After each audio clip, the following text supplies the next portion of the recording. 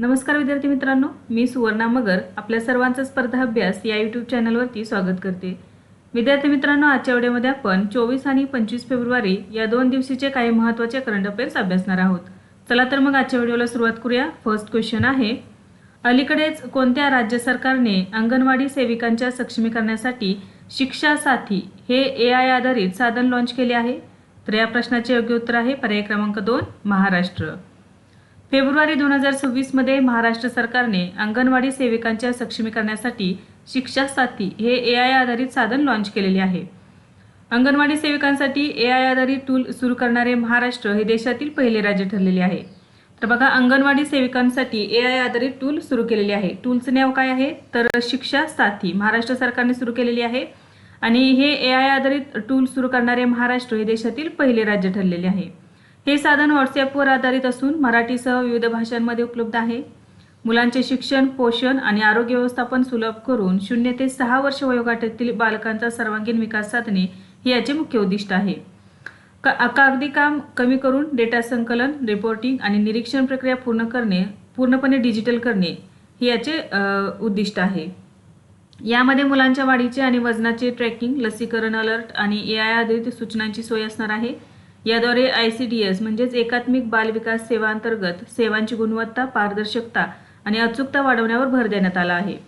हे टूल महाराष्ट्र सरकार आणि रिलायन्स फाउंडेशन यांच्या संयुक्त विद्यमाने विकसित करण्यात आलेले आहे। नेक्स्ट आहे, लिबरविन चॅम्पियन्स कप 2026 चे विजेतेपद कोणी पटकावले? याचे योग्य उत्तर आहे पर्याय क्रमांक 2 पंकज अडवाणी। लिबरविन चॅम्पियन्स कप 2026 स्नूकर स्पर्धा भारताचा दिग्गज खेळाडू पंकज अडवाणी यांनी जिंकलेले आहे। बघा, लिबरविन चॅम्पियन्स कप हा स्नूकर या स्पर्धेशी संबंधित कप आहे आणि ही स्पर्धा जिंकलेली आहे भारताचे दिग्गज खेळाडू पंकज अडवाणी यांनी। पंकज अडवाणी यांनी अंतिम फेरीत कमल चावला यांचा 6-3 असा पराभव करून जेतेपद पटकावलेले आहे। ही स्पर्धा बेंगळुरू येथील कर्नाटक स्टेट बिलियर्ड्स असोसिएशन येथे आयोजित करण्यात आलेली होती। ही 3 दिवसीय निमंत्रण स्नूकर स्पर्धा होती, ज्यामध्ये देशातील 16 अव्वल खेळाडूंनी भाग घेतला होता। उपविजेता ठरलेल्या कमल चावला याने या स्पर्धेतील 140चा सर्वोच्च ब्रेक नोंदवण्याचा पराक्रम केलेला आहे। या स्पर्धेच्या समारोपावेळी पंकज अडवाणी यांची लिबरविन या ब्रँडचे भारतीय ब्रँड अँबॅसेडर म्हणून अधिकृतपणे घोषणा करण्यात आलेली आहे। नेक्स्ट आहे, इंडिया AI इम्पॅक्ट समिट 2026 मध्ये सर्वात तरुण वक्ता कोण ठरला? तर याचे योग्य उत्तर आहे पर्याय क्रमांक 1 Ranveer Sachdeva. India AI impact summit 2026 हा कार्यक्रम फेब्रुवारी 2026 मध्ये नवी दिल्लीतील भारत मंडपम येथे आयोजित करण्यात आला होता। 8 वर्षांचा रणवीर सचदेवा हा या समिटमध्ये सर्वात तरुण वक्ता ठरला। आपल्या मुख्य भाषणात त्याने प्राचीन भारतीय तत्वज्ञान आणि आधुनिक कृत्रिम बुद्धिमत्ता यांच्यातील संबंध स्पष्ट करत AI साक्षरतेला प्रोत्साहन दिलेले आहे। या समिट दरम्यान त्याने गुगलचे CEO सुंदर पिचाई आणि OpenAIचे CEO सॅम ऑल्टमन यांचीही भेट घेतली। यापूर्वी रणवीरने AI फॉर गुड ग्लोबल समिटमध्ये सहभाग घेतला होता, जो जिनेवा येथे आयोजित करण्यात आलेला होता। त्याही वेळी तो सर्वात तरुण वक्ता ठरलेला होता। रणवीर सचदेवा हा एक बाल टेक्नॉलॉजिस्ट असून त्याने वयाच्या 3 ते 4 वर्षापासूनच कोडिंग शिकण्यास सुरुवात केली होती। रणवीर सचदेवा याने are you born with AI हे पुस्तकही लिहिलेले आहे। तर बघा, इंडिया AI इम्पॅक्ट समिट 2026 मधील सर्वात तरुण वक्ता कोण ठरलेला आहे तर रणवीर सचदेवा, तो 8 वर्षांचा आहे। नेक्स्ट आहे, मायक्रोसॉफ्टने मायक्रोसॉफ्ट गेमिंगचे नवीन CEO म्हणून कोणाची नियुक्ती केली आहे? तर याचे योग्य उत्तर आहे पर्याय क्रमांक 3 आशा शर्मा। फेब्रुवारी 2026 मध्ये भारतीय वंशाच्या आशा शर्मा यांची मायक्रोसॉफ्ट गेमिंगच्या कार्यकारी उपाध्यक्ष आणि मुख्य कार्यकारी अधिकारी म्हणून नियुक्ती करण्यात आलेली आहे। त्या फिल स्पेन्सर यांची जागा घेतील, जे 38 वर्षांच्या प्रदीर्घ सेवेनंतर निवृत्त होत आहेत। आशा शर्मा या थेट मायक्रोसॉफ्टचे अध्यक्ष आणि CEO सत्या नडेला यांना अहवाल देतील। यापूर्वी त्यांनी इन्स्टाकार्टमध्ये COO आणि मेटामध्ये उपाध्यक्ष म्हणून महत्त्वाची पदे भूषवली आहेत। त्यांच्या नेतृत्वाखाली एक्सबॉक्स कन्सोल, PC, मोबाईल आणि क्लाउड गेमिंग या क्षेत्रातील जागतिक धोरणांवर लक्ष केंद्रित केले जाईल। त्यांच्या नियुक्तीसोबतच मॅट बुटी यांची चीफ कंटेंट ऑफिसर म्हणून पदोन्नती झालेली आहे। तर भारतीय वंशाच्या आशा शर्मा यांची मायक्रोसॉफ्ट गेमिंगच्या कार्यकारी उपाध्यक्ष आणि मुख्य कार्यकारी अधिकारी म्हणून नियुक्ती करण्यात आलेली आहे। नेक्स्ट आहे, AI फॉर ॲग्री 2026 शिखर परिषदेचे आयोजन कोठे करण्यात आले? तर याचे योग्य उत्तर आहे पर्याय क्रमांक 2 मुंबई। AI फॉर ॲग्री 2026 शिखर परिषदेचे आयोजन महाराष्ट्रातील मुंबई येथील वांद्रे कुर्ला कॉम्प्लेक्समधील जिओ वर्ल्ड कन्व्हेन्शन सेंटर येथे करण्यात आले. ही परिषद 22 आणि 23 फेब्रुवारी 2026 या 2 दिवसांच्या कालावधीत पार पडली. महाराष्ट्र सरकारचा कृषी विभाग आणि भारत सरकार यांनी जागतिक आर्थिक मंच व इतर आंतरराष्ट्रीय संस्थांच्या सहकार्याने या परिषदेचे आयोजन केलेले होते. कृषी क्षेत्रासाठी परिषद AI फॉर ॲग्री ही जी परिषद आहे, ही परिषदेचे आयोजन करणारे हे महाराष्ट्र देशातील पहिले राज्य ठरलेले आहे. परिषदेचे उद्घाटन महाराष्ट्राचे मुख्यमंत्री देवेंद्र फडणवीस यांच्या हस्ते झाले. यावेळी केंद्रीय मंत्री डॉक्टर जितेंद्र सिंह हे देखील उपस्थित होते. शेतीमध्ये कृत्रिम बुद्धिमत्तेचा वापर करून उत्पादकता वाढवणे, खर्च कमी करणे आणि भारतीय शेतकऱ्यांना जागतिक तंत्रज्ञानाशी जोडणे हे या परिषदेचे उद्दिष्ट आहे. ही परिषद नवी दिल्लीत आयोजित इंडिया AI इम्पॅक्ट समिट 2026 या मुख्य कार्यक्रमाचा एक भाग म्हणून घेण्यात आलेली होती.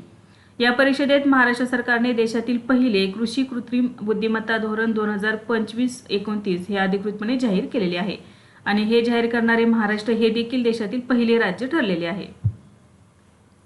नेक्स्ट आहे, अलीकडेच भारतीय संविधानाची अद्ययावत आवृत्ती कोणत्या 2 भाषांमध्ये प्रकाशित झाली आहे? तर याचे योग्य उत्तर आहे पर्याय क्रमांक 2, तमिळ आणि गुजराती. भारताचे उपराष्ट्रपती CP राधाकृष्णन यांनी नवी दिल्लीतील उपराष्ट्रपती भवन येथे तमिळ आणि गुजराती भाषांमधील भारतीय संविधानाच्या अद्ययावत आवृत्त्यांसह कायदेशीर शब्दावली याच्या 8व्या आवृत्तीचे प्रकाशन केले. 21 फेब्रुवारी 2026 रोजी आंतरराष्ट्रीय मातृभाषा दिनानिमित्त उपराष्ट्रपती CP राधाकृष्णन यांनी नवी दिल्लीत तमिळ आणि गुजराती भाषांमधील अद्ययावत आवृत्त्यांचे प्रकाशन केले. 21 फेब्रुवारी लक्षात ठेवा, तिथं टायपिंग मिस्टेक झालेली आहे. तर 21 फेब्रुवारी रोजी आंतरराष्ट्रीय मातृभाषा दिनानिमित्त. याचवेळी इंग्रजी हिंदी कायदेशीर शब्दावलीची 8वी आवृत्ती प्रसिद्ध करण्यात आली.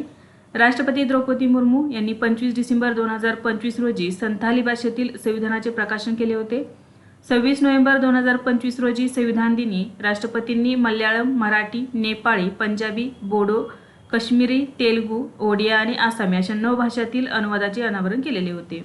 हे सर्व उपक्रम हमारा संविधान हमारा सन्मान या 75व्या वर्षपूर्ती मोहिमेचा एक भाग आहे. याचा उद्देश काय आहे? तर कायदेशीर भाषा सुलभ करून सामान्य नागरिकांना त्यांच्या मातृभाषेत संविधान समजून घेण्यास मदत करणे. विधी आणि न्याय मंत्रालयाच्या विधी विभागाने हे अनुवाद आणि शब्दावली तयार करण्याचे काम पूर्ण केलेले आहे.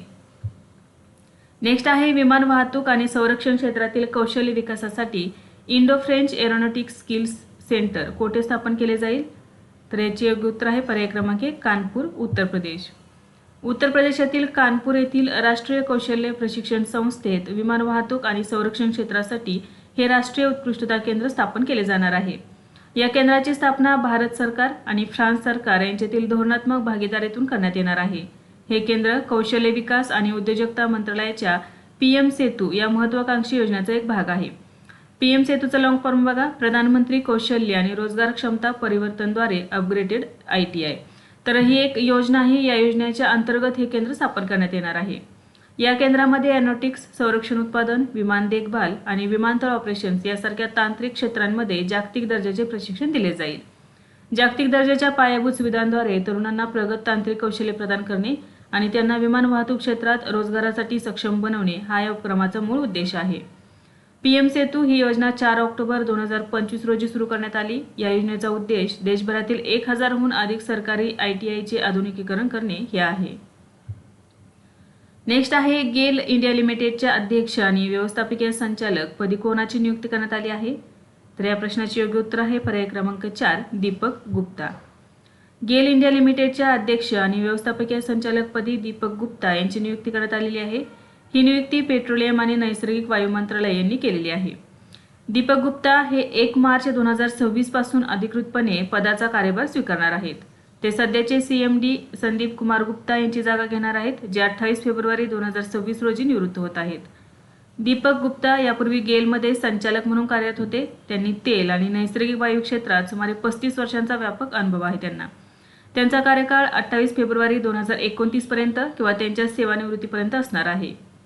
गेल इंडिया लिमिटेडची स्थापना 1984 साली झालेली आहे. कंपनीचे मुख्यालय नवी दिल्ली या ठिकाणी आहे. ही कंपनी पूर्वी gas authority of India limited या नावाने ओळखली जात होते. नवीन नाव आहे गेल इंडिया लिमिटेड. नेक्स्ट आहे, पंतप्रधान नरेंद्र मोदी यांनी इंडिया चिप प्रायव्हेट लिमिटेडच्या OSAT प्लांटची पायाभरणी कोणत्या ठिकाणी केली? तर याचे योग्य उत्तर आहे पर्याय क्रमांक 4, ग्रेटर नोएडा. पंतप्रधान नरेंद्र मोदी यांनी 21 फेब्रुवारी 2026 रोजी इंडिया चिप प्रायव्हेट लिमिटेडच्या OS80 प्लांटची पायाभरणी जेवर ग्रेटर नोएडा या ठिकाणी केलेली आहे. हा प्लांट उत्तर प्रदेशातील जेवर येथील यमुना एक्सप्रेसवे औद्योगिक विकास प्राधिकरणच्या सेक्टर 28 मध्ये उभारला जात आहे. हा प्रकल्प HCL ग्रुप आणि तैवानच्या फॉक्सकॉन यांचा संयुक्त उपक्रम आहे. यामध्ये HCL ग्रुपचा 60% वाटा आहे आणि फॉक्सकॉन ग्रुपचा 40% वाटा आहे. या सेमीकंडक्टर प्रकल्पासाठी सुमारे 3,700 कोटी रुपयांची गुंतवणूक केली जाणार आहे. हा प्लांट दरमहा 20,000 वेपर्स प्रोसेस करेल आणि वर्षाला सुमारे 3.6 कोटी चिप्स तयार करण्याची क्षमता ठेवेल. येथे प्रामुख्याने डिस्प्ले ड्रायव्हर चिप्स तयार केल्या जातील आणि प्लांट 2028 पर्यंत पूर्णपणे कार्यान्वित होणे अपेक्षित आहे. या प्रकल्पामुळे सुमारे 3,500 प्रत्यक्ष आणि हजारो अप्रत्यक्ष रोजगाराच्या संधी निर्माण होणार आहेत. नेक्स्ट आहे, अलीकडेच कोणत्या प्रकल्पांतर्गत भारताने मालदीवला पहिली हाय स्पीड फेरी भेट दिली आहे? तर याचे योग्य उत्तर आहे पर्याय क्रमांक 2, HICDP टप्पा 3. भारताने मालदीवला पहिली high speed ferry high impact community development project phase 3 अंतर्गत भेट दिलेली आहे. भारत मालदीवला एकूण 12 हाय स्पीड फेरीज पुरवणार असून ही त्या मालिकेतील पहिली फेरी आहे. ही फेरी मालदीवच्या राज्य ट्रान्सपोर्ट लिंक या राष्ट्रीय सार्वजनिक वाहतूक व्यवस्थेचा भाग म्हणून कार्यरत असेल. याचा वापर प्रामुख्याने फापू आणि धालू या 2 बेटांच्या समूहांना जोडण्यासाठी केला जाईल. हा उपक्रम भारत सरकारच्या सुमारे 55 कोटी रुपयांच्या आर्थिक अनुदानातून राबवला जात आहे. हा उपक्रम भारताच्या नेबरहूड फर्स्ट म्हणजे शेजारी प्रथम आणि सागर या विजनचा एक महत्त्वाचा भाग आहे. यामुळे मालदीवमधील बेटांमधील प्रवासाचा वेळ कमी होऊन शिक्षण आणि आरोग्य सुविधांपर्यंत पोहोचणे सुलभ होणार आहे. नेक्स्ट आहे, अलीकडेच अभिनेता एरिक डेन यांचे निधन झाले ते कोणत्या देशातील होते? तर याचे योग्य उत्तर आहे पर्याय क्रमांक 1, अमेरिका. अमेरिकन अभिनेता एरिक डेन यांचे 19 फेब्रुवारी 2026 रोजी वयाच्या 53व्या वर्षी निधन झाले. ते Grey's Anatomy, doctor Mark Sloan आणि युफोरिया, क्लॅल जॅकब्स या मालिकांमधील त्यांच्या उत्कृष्ट अभिनयासाठी प्रसिद्ध होते. एप्रिल 2025 मध्ये त्यांना आपल्याला अमियोट्रॉफिक लॅटरल स्क्लेरोसिस असल्याचे जाहीर केलेले होते. तर हा रोग कोणता आहे? तर हा एक गंभीर न्यूरोडिनजेनेटिव्ह आजार आहे. हा आजार मेंदू आणि पाठीच्या कण्यातील मोटर न्यूरॉन्स नष्ट करतो, ज्यामुळे स्नायूंवरील नियंत्रण सुटते. नेक्स्ट आहे, अलीकडेच इराणने कोणती सामुद्रधुनी तात्पुरती बंद केली होती? तर याचे योग्य उत्तर आहे पर्याय क्रमांक 2, होर्मुझची सामुद्रधुनी. फेब्रुवारी 2026 मध्ये इराणने होर्मुझची सामुद्रधुनी तात्पुरती बंद करण्याची घोषणा केली आहे. याचे कारण काय आहे? तर अमेरिकेसोबत सुरू असलेल्या अणुचर्चेदरम्यान वाढता तणाव. होर्मुझची सामुद्रधुनी ही जगातील सर्वात महत्त्वाच्या सागरी मार्गांपैकी एक आहे. ही सामुद्रधुनी पर्शियन आखाताला ओमानच्या आखाताशी आणि नंतर अरबी समुद्राशी जोडते. जगातील सुमारे 20% तेल पुरवठा या मार्गाने होतो. कोणत्याही प्रकारच्या व्यत्ययाचा जागतिक तेलाच्या किमती आणि ऊर्जा सुरक्षेवर मोठा परिणाम होत असतो. नेक्स्ट आहे, भारत सरकारच्या कोणत्या मंत्रालयाने जगातील पहिला open source voice AI stack voice era launch केला आहे? तर याचे योग्य उत्तर आहे पर्याय क्रमांक 2, इलेक्ट्रॉनिक्स आणि माहिती तंत्रज्ञान मंत्रालय. व्हॉइस इरा हा भारत सरकारने विकसित केलेला जगातील पहिला open source voice AI stack आहे. इलेक्ट्रॉनिक्स आणि माहिती तंत्रज्ञान मंत्रालयाच्या अंतर्गत येणाऱ्या digital India corporation digital India भाषा विभागाने इंडिया AI इम्पॅक्ट समिट 2026 मध्ये व्हॉइस आरे म्हणजेच व्हॉइस इरा लॉन्च केले आहे. आता याचा मुख्य उद्देश काय आहे? तर डिजिटल इंडियाच्या सेवा सर्व भारतीय भाषांमध्ये उपलब्ध करून देऊन भाषेची दरी दूर करणे. हे तंत्रज्ञान भारताच्या भाषिणी या राष्ट्रीय भाषा मिशनचा एक भाग म्हणून कार्यरत आहे. हे व्यासपीठ 700हून अधिक भारतीय बोलीभाषांना आणि मुख्य प्रादेशिक भाषांना सपोर्ट करते. यामध्ये real time translation, speech to text आणि बहुभाषिक संवादात्मक AI सुविधा देण्यात आल्या आहेत. हे तंत्रज्ञान सर्वांसाठी खुले असल्याने विकासक याचा वापर करून स्थानिक गरजांनुसार नवीन ॲप्स तयार करू शकतात. नागरिक आता शेती, आरोग्य आणि शिक्षण यासारख्या सरकारी सेवांची माहिती केवळ बोलून म्हणजेच व्हॉइस कमांड देऊन मिळवू शकतील. नेक्स्ट आहे, नुकतेच वृंदावनी वस्त्र प्रदर्शनासाठी सांस्कृतिक संग्रहालय प्रकल्पाची पायाभरणी कोणत्या शहरात करण्यात आली? तर याचे योग्य उत्तर आहे पर्याय क्रमांक 1, गुवाहाटी. आसाम राज्यातील गुवाहाटी येथे वृंदावनी वस्त्र प्रदर्शनासाठी सांस्कृतिक संग्रहालय प्रकल्पाची पायाभरणी करण्यात आली आहे. या प्रकल्पाचे भूमिपूजन हिमंता बिस्वा शर्मा यांनी 22 फेब्रुवारी 2026 रोजी केले. तर हिमंता बिस्वा शर्मा हे आसामचे मुख्यमंत्री आहेत. तर त्यांनी 22 फेब्रुवारी 2026 रोजी याचे भूमिपूजन केलेले आहे. हे संग्रहालय गुवाहाटीमधील खानपारा भागात उभारले जाणार आहे. या प्रकल्पाचा मुख्य उद्देश 16व्या शतकातील ऐतिहासिक वृंदावनी वस्त्र प्रदर्शित करणे हा आहे. सध्या हे वृंदावनी वस्त्र ब्रिटिश संग्रहालय लंडन येथे ठेवण्यात आले असून ते 2027 मध्ये 18 महिन्यांच्या प्रदर्शनासाठी भारतात आणले जाणार आहे. हे जागतिक दर्जाचे संग्रहालय JSW ग्रुप यांच्या CSR उपक्रमांतर्गत बांधले जात आहे. नेक्स्ट आहे जागतिक शांतता आणि समज दिन कधी साजरा केला जातो? तर याचे योग्य उत्तर आहे पर्याय क्रमांक 3 23 फेब्रुवारी रोजी. जागतिक शांतता आणि समज दिन दरवर्षी 23 फेब्रुवारी रोजी रोटरी इंटरनॅशनल या जागतिक संस्थेच्या स्थापना दिनाचे औचित्य साधून साजरा केला जातो. पॉल हॅरिस यांनी 23 फेब्रुवारी 1905 रोजी अमेरिकेतील शिकागो शहरामध्ये जगातील पहिल्या रोटरी क्लबची स्थापना केलेली होती. या दिवसाचा मुख्य उद्देश आहे जगभरात शांतता प्रस्थापित करणे आणि विविध राष्ट्रांमधील परस्पर संबंध अधिक दृढ करणे. नेक्स्ट आहे अलीकडेच कोणत्या देशाने हिंद महासागर नौदल संगोष्ठीचे अध्यक्षपद स्वीकारले आहे? या प्रश्नाचे योग्य उत्तर आहे पर्याय क्रमांक 1 भारत. भारतीय नौदलाने 20 फेब्रुवारी 2026 रोजी अधिकृतपणे हे पद स्वीकारले. 2026 ते 2028 या 2 वर्षांच्या कालावधीसाठी भारत याचे नेतृत्व करणार आहे. 9व्या प्रमुखांच्या परिषदेचे आयोजन विशाखापट्टणम आंध्र प्रदेश येथे करण्यात आले. भारताने थायलंडकडून हे अध्यक्षपद स्वीकारलेले आहे.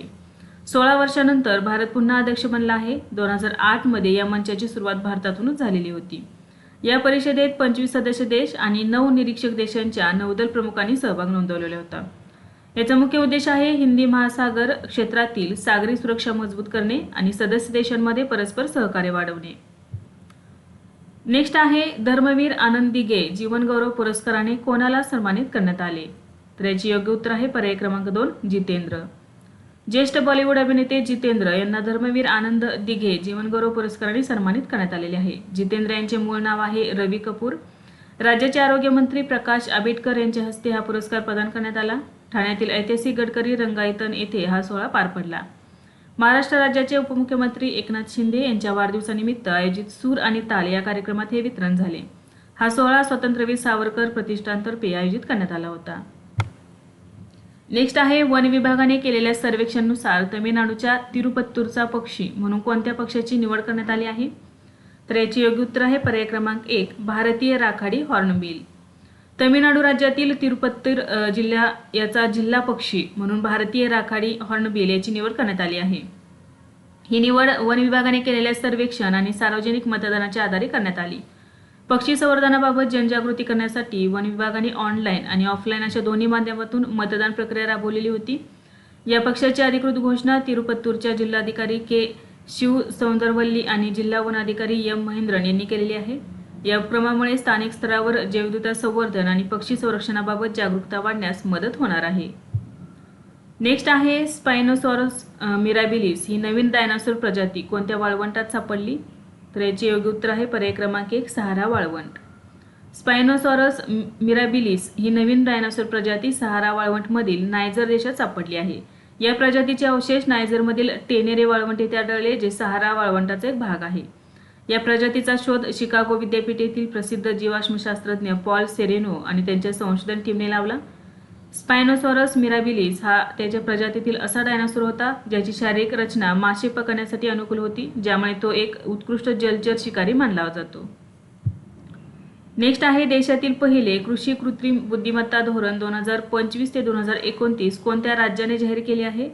तर याचे योग्य उत्तर आहे पर्याय क्रमांक 2 महाराष्ट्र. महाराष्ट्र सरकारने AI फॉर ॲग्री 2026 परिषदेदरम्यान देशातील पहिले कृषी कृत्रिम बुद्धिमत्ता धोरण 2025 ते 2029 जाहीर केले आहे. हे धोरण 2025 ते 2029 या 5 वर्षांच्या कालावधीसाठी लागू करण्यात आलेले आहे. शेतीचा खर्च कमी करणे, उत्पादकता वाढवणे आणि हवामान बदलामुळे निर्माण होणाऱ्या आव्हानांना तोंड देण्यासाठी कृत्रिम बुद्धिमत्तेचा म्हणजेच AIचा वापर करणे हा या धोरणाचा मुख्य हेतू आहे. AI तंत्रज्ञानाच्या मदतीने पिकांच्या लागवडीचे अचूक नियोजन करण्यावर भर दिला जाईल. शेतीमध्ये पाणी आणि खतांचा अपव्यय टाळून त्यांचा अचूक वापर करण्यासाठी अत्याधुनिक तंत्रज्ञानाचा वापर केला जाणार आहे. सॅटेलाइट आणि ड्रोन तंत्रज्ञानाद्वारे पिकांच्या स्थितीवर लक्ष ठेवले जाईल आणि नुकसानीचा अचूक अंदाज वर्तवला जाणार आहे. कृषी क्षेत्रातील स्टार्टअप्सना प्रोत्साहन देण्यासाठी मुंबईत एक विशेष AI सेंटर ऑफ एक्सलन्स ही स्थापन केले जाणार आहे. या धोरणाद्वारे राज्यातील कृषी तंत्रज्ञान क्षेत्रात मोठ्या प्रमाणावर खाजगी गुंतवणूक आकर्षित करण्याचे सरकारचे उद्दिष्ट आहे. नेक्स्ट आहे 2026चा AIMA business leader of the year पुरस्कार कोणाला मिळाला? तर याचे योग्य उत्तर आहे पर्याय क्रमांक 4 करण अदानी. 2026चा AIMA business leader of the year हा प्रतिष्ठित पुरस्कार करण अदानी यांना मिळाला आहे. करण अदानी हे Adani Ports and Sales Limited आणि अदानी सिमेंटचे व्यवस्थापकीय संचालक आहेत. हा पुरस्कार ऑल इंडिया मॅनेजमेंट असोसिएशनद्वारे नवी दिल्ली येथे आयोजित मॅनेजिंग इंडिया अवॉर्ड्स 2026 सोहळ्यात प्रदान करण्यात आला. हा सोहळा IIMAच्या प्लॅटिनम जुबली म्हणजे 17व्या स्थापना दिनी आणि 20व्या राष्ट्रीय व्यवस्थापन दिनानिमित्त आयोजित करण्यात आला होता. यासोबतच इतर महत्त्वाचे काही पुरस्कार देण्यात आलेले आहेत. यामध्ये business leader of the decade Sunil Bharti Mittal, young business leader of the year Ananya Birla, outstanding PSU of the year Cochin Shipyard Limited. Next आहे अलीकडेच कोणत्या देशाचे राष्ट्रपती ला दी सिल्वा हे भारत भेटीवर आले होते? या भेटीदरम्यान या दोन्ही देशात 10 करार करण्यात आले. तर याचे योग्य उत्तर आहे पर्याय क्रमांक 2 ब्राझील. ब्राझीलचे राष्ट्रपती लुईज इनोसिया लुला दा सिल्वा यांच्या 18 ते 22 फेब्रुवारी दरम्यान भारत भेटीत दोन्ही देशांमध्ये एकूण 10 करारांवर स्वाक्षऱ्या करण्यात आल्या. हे करार प्रामुख्याने क्रिटिकल मिनरल्स, डिजिटल सहकार्य, आरोग्य, पारंपरिक ज्ञान, MSME आणि सार्वजनिक संवाद यासारख्या क्षेत्राशी संबंधित आहेत. दोन्ही देशांनी पुढील 5 वर्षात द्विपक्षीय व्यापार $20 अब्ज पुढे नेण्याचे उद्दिष्ट ठेवले आहे. राष्ट्रपती लुला यांनी हे उद्दिष्ट 2030 पर्यंत $30 अब्ज करण्याचे सुचवले आहे. राष्ट्रपती लुला यांच्यासोबत 11 कॅबिनेट मंत्री आणि सुमारे 300 उद्योजकांचे मोठे शिष्टमंडळ भारतात आले होते. त्यांनी नवी दिल्लीत आयोजित दुसऱ्या AI इम्पॅक्ट समिटमध्येही सहभाग घेतला. नेक्स्ट आहे उत्तर प्रदेश सरकार आणि इंडियन ऑइल कॉर्पोरेशन लिमिटेड यांनी कोणत्या शहरात आंतरराष्ट्रीय क्रिकेट स्टेडियम बांधण्यासाठी सामंजस्य करार केला आहे? तर याचे योग्य उत्तर आहे पर्याय क्रमांक 3 गोरखपूर. आंतरराष्ट्रीय क्रिकेट स्टेडियमच्या बांधकामासाठी उत्तर प्रदेश सरकार आणि इंडियन ऑइल कॉर्पोरेशन लिमिटेड यांच्यात एक करार झालेला आहे. तर या सामंजस्य करारानुसार हे स्टेडियम गोरखपूर येथे बांधले जाणार आहे. 20 फेब्रुवारी 2026 रोजी मुख्यमंत्री योगी आदित्यनाथ यांच्या उपस्थितीत लखनौ येथे हा करार झालेला आहे. प्रकल्पाचा एकूण खर्च अंदाजे 392.94 कोटी असून IOCL 60 कोटी रुपयांचे योगदान देणार आहे. उर्वरित निधी BPCL आणि HPCL कडून दिला जाणार आहे. या स्टेडियममध्ये 30,000 प्रेक्षक बसण्याची व्यवस्था असेल. स्टेडियमचे बांधकाम डिसेंबर 2027 पर्यंत पूर्ण करण्याचे उद्दिष्ट आहे. या प्रकल्पामुळे पूर्वांचल भागातील खेळाडूंना आंतरराष्ट्रीय दर्जाच्या सोयी मिळतील आणि क्रीडा क्षेत्राला मोठी चालना मिळणार आहे. नेक्स्ट आहे 23 फेब्रुवारी 2026 रोजी भारत आणि फ्रान्सने कोणत्या करारात दुरुस्ती करणाऱ्या प्रोटोकॉलवर स्वाक्षरी केली? तर याचे योग्य उत्तर आहे पर्याय क्रमांक 1 दुहेरी कर टाळणे करार. 23 फेब्रुवारी 2026 रोजी भारत आणि फ्रान्सने दुहेरी कर टाळण्याबाबतच्या करारात सुधारणा करणाऱ्या प्रोटोकॉलवर स्वाक्षरी केली. हा प्रोटोकॉल 29 सप्टेंबर 1992 रोजी झालेल्या मूळ भारत फ्रान्स दुहेरी कर टाळण्याबाबतच्या करारात सुधारणा करतो. भारताचे CBDT अध्यक्ष रवी अग्रवाल आणि फ्रान्सचे राजदूत थियरी माथो यांनी या ऐतिहासिक करारावर स्वाक्षरी केली. शेअर्सच्या विक्रीतून मिळणाऱ्या नफ्यावर कर आकारण्याचा पूर्ण अधिकार आता स्रोत देशाला देण्यात आलेला आहे. लाभांशावरील कराचा दर 10% ऐवजी आता 5%, 10% पेक्षा जास्त हिस्सा असलेल्या कंपन्यांसाठी तो 5% करण्यात आलेला आहे आणि 15% पेक्षा जास्त हिस्सा असलेल्या इतरांसाठी 15% हा इतरांसाठी असा बदल करण्यात आलेला आहे. या प्रोटोकॉलद्वारे मोस्ट फेवर्ड नेशन हा क्लॉज पूर्णपणे हटवण्यात आला आहे. कर चोरी रोखणे, करविषयक पारदर्शकता वाढवणे आणि दोन्ही देशांमधील परकीय गुंतवणुकीला चालना देणे हा या मागील मुख्य हेतू आहे. नेक्स्ट आहे अलीकडे चर्चेत आलेला पनामा रोग प्रामुख्याने कोणत्या पिकावर परिणाम करतो? तर याचे योग्य उत्तर आहे पर्याय क्रमांक 2 केळी. पनामा रोग प्रामुख्याने केळी पिकावर परिणाम करतो. हा रोग फ्युसेरियम ऑक्सिस्पोरम या घातक बुरशीमुळे होतो, जिला फ्युसेरियम विल्ट असेही म्हणतात. बुरशी मुळांद्वारे प्रवेश करून झाडाची पाणी आणि पोषक द्रव्ये वाहून नेणारी यंत्रणा ब्लॉक करते, त्यामुळे याला केळीचा कॅन्सर असेही म्हटले जाते. जुनी पाने पिवळी पडणे, खोड तपकिरी होणे आणि शेवटी पाने वाळून खोडाभोवती स्कर्टसारखे लटकणे ही या रोगाची लक्षणे आहेत. जगातील सर्वाधिक लोकप्रिय कॅव्हेंडिश G9 या केळीच्या जातीला या रोगाचा सर्वाधिक धोका आहे.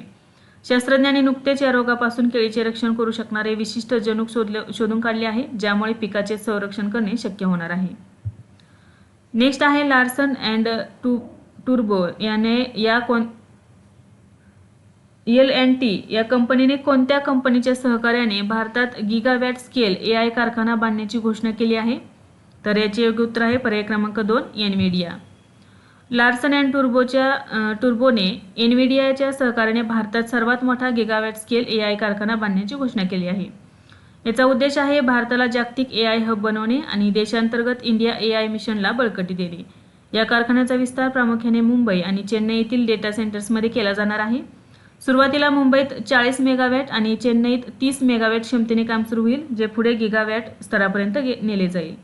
या सुविधेत एनव्हिडियाचे प्रगत GPU चिप्स, नेटवर्किंग आणि AI सॉफ्टवेअरचा वापर करून सॉव्हरेन AI पायाभूत सुविधा विकसित केल्या जातील. यामुळे भारतातील डेटा, AI मॉडेल्स आणि वर्कलोड्स देशांतर्गतच सुरक्षितपणे विकसित आणि तैनात करणे शक्य होणार आहे. मॅन्युफॅक्चरिंग, ऊर्जा आणि आरोग्य सेवा यासारख्या क्षेत्रात या प्रगत AI सुविधेचा मोठा फायदा होणार आहे. नेक्स्ट आहे अलीकडेच बातम्यांमध्ये आलेले व्हिक्टोरिया सरोवर हे कोणत्या खंडातील सर्वात मोठे सरोवर आहे? तर याचे योग्य उत्तर आहे पर्याय क्रमांक 3 आफ्रिका. व्हिक्टोरिया सरोवर हे आफ्रिका खंडातील सर्वात मोठे सरोवर असून ते विषुववृत्तावर वसलेले आहे. पृष्ठभागाच्या क्षेत्रफळानुसार उत्तर अमेरिकेतील लेक सुपिरियर नंतर हे जगातील दुसऱ्या क्रमांकाचे सर्वात मोठे गोड्या पाण्याचे सरोवर आहे. या सरोवराची सीमा टांझानिया, युगांडा आणि केनिया या 3 देशांना लागून आहे. याला युगांडामध्ये नालुबाले, टांझानियामध्ये उकेरेवे आणि केनियामध्ये व्हिक्टोरिया न्यांझा या नावाने ओळखले जाते. हे सरोवर जगातील सर्वात लांब नदी असलेल्या नाईल नदीचा मुख्य स्रोत आहे. फेब्रुवारी 2026 मध्ये ते चर्चेत आले कारण शेवाळाच्या अतिवाढीमुळे सरोवराचे पाणी हिरवे झाले असून तिथे गंभीर पर्यावरणीय समस्या निर्माण झाली आहे. नेक्स्ट क्वेश्चन आहे पश्चिम बंगालचे तृणमूल काँग्रेस ज्येष्ठ नेते मुकुल रॉय यांचे नुकतेच निधन झाले. त्यांनी कोणते पद भूषवले होते? तर याचे योग्य उत्तर आहे पर्याय क्रमांक 1 केंद्रीय रेल्वे मंत्री.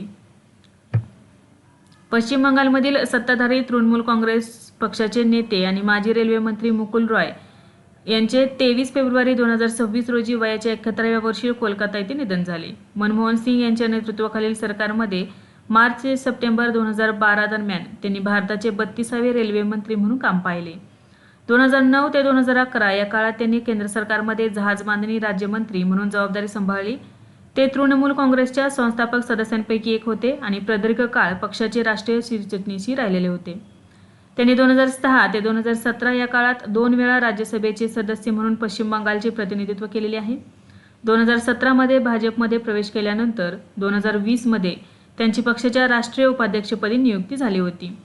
2021 मध्ये ते पश्चिम बंगालमधील कृष्णनगर उत्तर विधानसभा मतदारसंघातून आमदार म्हणून निवडून आले. नेक्स्ट आहे नासाने कोणत्या मोहिमेचे यशस्वी wet dress rehearsal launch rehearsal पूर्ण केले आहे? तर याचे योग्य उत्तर आहे पर्याय क्रमांक 2 आर्टेमिस 2. नासाने आपल्या आर्टेमिस 2 या ऐतिहासिक चंद्र मोहिमेची वेट ड्रेस रिहर्सल यशस्वीपणे पूर्ण केली आहे. ही महत्त्वपूर्ण चाचणी 19 फेब्रुवारी 2026 रोजी फ्लोरिडा येथील केनेडी स्पेस सेंटरमध्ये पार पडली.